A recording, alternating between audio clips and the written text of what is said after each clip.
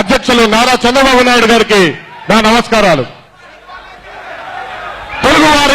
తెలుగువారి ఆరాధ్య దైవం తెలుగుదేశం పార్టీ వ్యవస్థాపకులు కీర్తిశేషులు అన్న నందమూరి తారక రామారావు గారి దివ్య స్మృతికి నా వందనాలు. గెలుపు ఓటములనేవి రాజకీయ రణరంగంలో సర్వసాధారణం. అమెరికా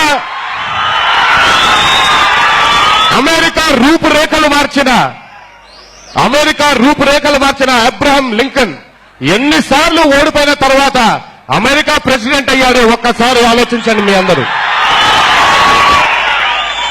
ఆఫ్రికన్ విప్లవ యోధుడు నెల్సన్ మండేలా ఎన్ని ఏళ్ల పాటు జైలు గోడల మధ్యలో నలిగిన తర్వాత విజయాన్ని సాధించాడు ఒక్కసారి గుర్తుకు తెచ్చుకోండి మీ అందరూ.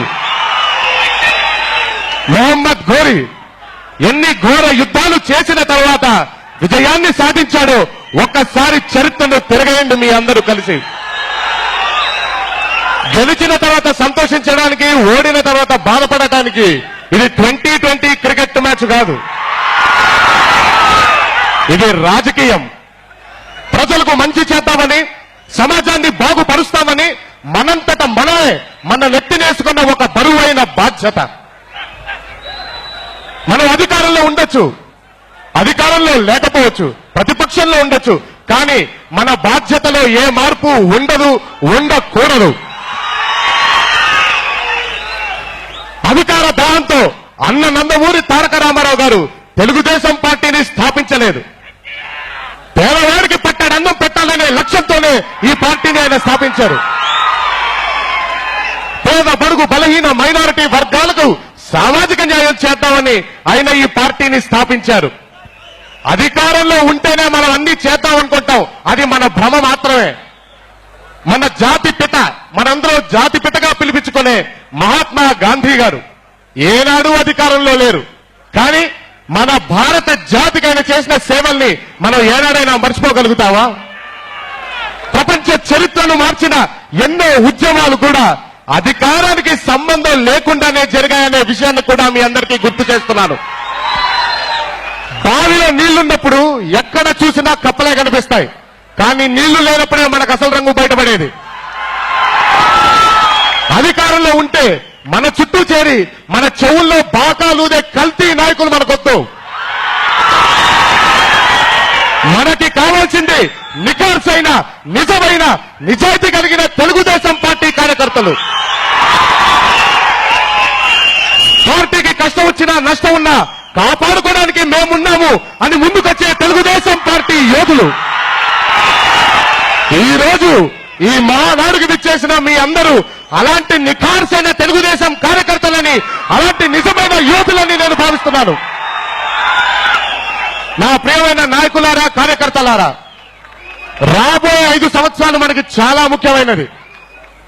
మన పార్టీ ప్రజల్లోకి మరింత చేరువవ్వాలంటే ఏమి చేయాలో ఒక్కసారి మనందరం ఆలోచించుకోవాలి.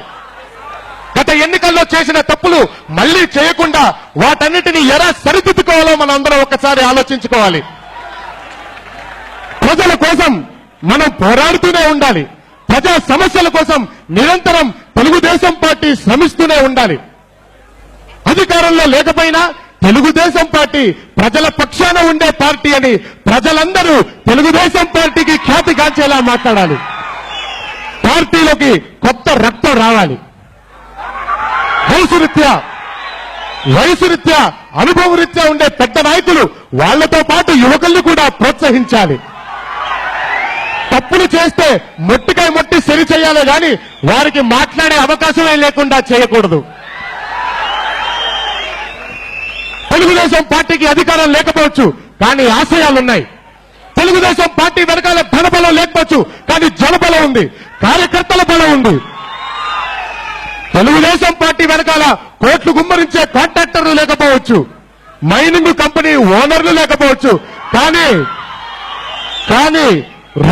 రూపాయి చందా ఇచ్చి మీరు పని చేయండి అని ప్రోత్సహించే కోట్ల మంది పేద ప్రజలున్నారు తెలుగుదేశం పార్టీ వెనకాల.